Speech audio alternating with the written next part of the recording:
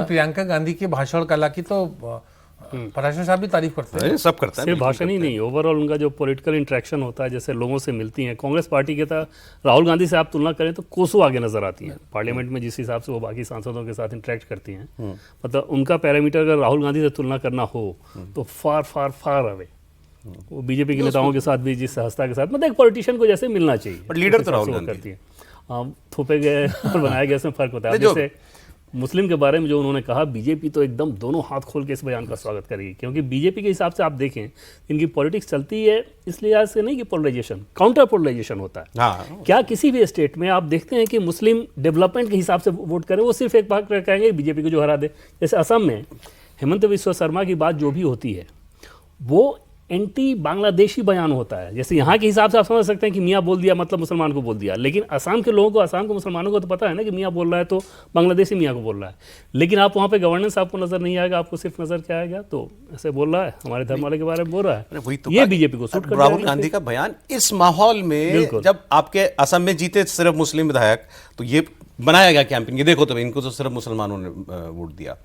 केरल में आप मुस्लिम लीग के साथ, आपको मतलब ये कह रहा हूं बीजेपी ने क्या क्या इश्यूज बनाए और आप उसी को हवा दे रहे हो, खुद ही हवा दे रहे हो उसका। बिल्कुल, और इस तरह से बोलना उसमें क्या फर्क पड़ जा रहा है? इससे ज्यादा सौरभ जी ये कहना कि ये सरकार, मोदी सरकार गिर जाएगी। हाँ सर, कैसे गिर जाएगी जरा ये समझाइए। मैं आपको इसलिए, मुझे तो ऐसा लगता है कि नींद में जैसे देखता है ना, कर्नाटक की सरकार रहेगी कि नहीं रहेगी साल भर में, क्योंकि अभी सिद्धारमैया शिव कुमार की झगड़ा चल रहा है, तो कर्नाटक बोलने के बजाय कि कर्नाटक की सरकार गिरेगी और बोले मोदी सरकार गिरे। भाई कोई आदमी जो दिवा सपना देखता है वो भी नहीं कहेगा कि मोदी सरकार का बहुमत है, एनडीए का बहुमत है। दिन के सपने सच भी नहीं होते। मतलब थोड़ा सा जो मैंने तो आज एक प्रोग्राम, मैंने तो दिन के प्रोग्राम में मैंने कहा राहुल जी ने ऐसा कहा, चलो देखते हैं एनडीए के कौन कौन सहयोगी हैं, तो लिस्ट निकाली कि इनके इतने, टीडीपी के, जेडीयू के, शिंदे के, इनके। मैंने कहा सर देखें लिस्ट तो कैसे गिरेगी सरकार, कौन कौन हट जाएगा पीछे, तो ऐसे ही तो गिर सकती है ना सरकार। राहुल गांधी की भविष्यवाणियां देखिए कितनी सही हुई है। हाँ, कैसे, कौन सी सर? नहीं आप बताइए। वो कह रहे हैं कि मेरी भविष्यवाणी सही होती है। उन्होंने ये भी कहा है कि मेरी भविष्यवाणी सही होती है। तो मानने वालों का आप उसके जज्बे को देखिए। तो मैंने जब ये लिस्ट पढ़ी कि ये देखो ये सहयोगी हैं, इसमें से कौन छोड़ के चला जाएगा मोदी को जो सरकार के जाएगी, लोग हंसने लगे जो प्रोग्राम में थे और बोले आप इतना सीरियसली लगे उनका बयान को कि आप लिस्ट निकाल के ले आए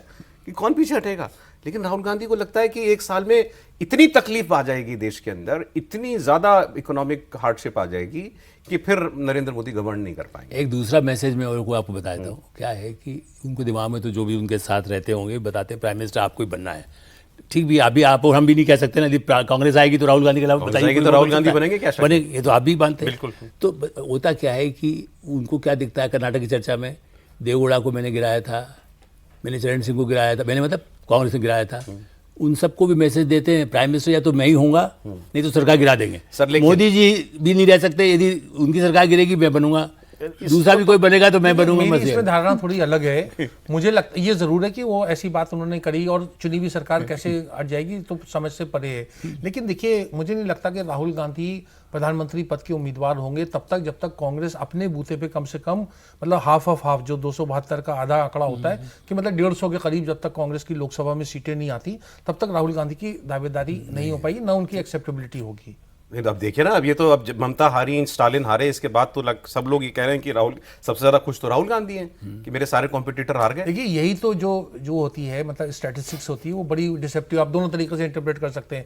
देखिए 2014, 2019 और 2024 के चुनाव में कांग्रेस की आप जानते हैं जैसे 44 सीटें आई, 52 आई और 99 आई। लेकिन उसमें जहां पर कांग्रेस नंबर 2 पे आई, सेकंड पोजीशन पे, अब वो मार्जिन 5 लाख का था, 1 लाख का था, 2.5 लाख का था, वो अलग बात है। वो 261 से लेके 268 सीटें थी। अब वो कह रहे हैं, आपने अभी जो बात करी कि ममता बनर्जी और उड़ीसा में और कई जगह वैक्यूम हुआ है जहां क्षेत्रीय पार्टियां हारी हैं, वहाँ कैलकुलेशन जो राहुल गांधी के आसपास इर्द गिर्द जो ज्ञानी लोग रहते हैं उन्होंने कहा कि साहब अब 345 सीटें ऐसी हो गई जहाँ कांग्रेस नंबर 2 है। अब 345 को कहते हैं कि साहब कन्वर्जन अगर हमारा 40% हुआ तो आप देखिए ये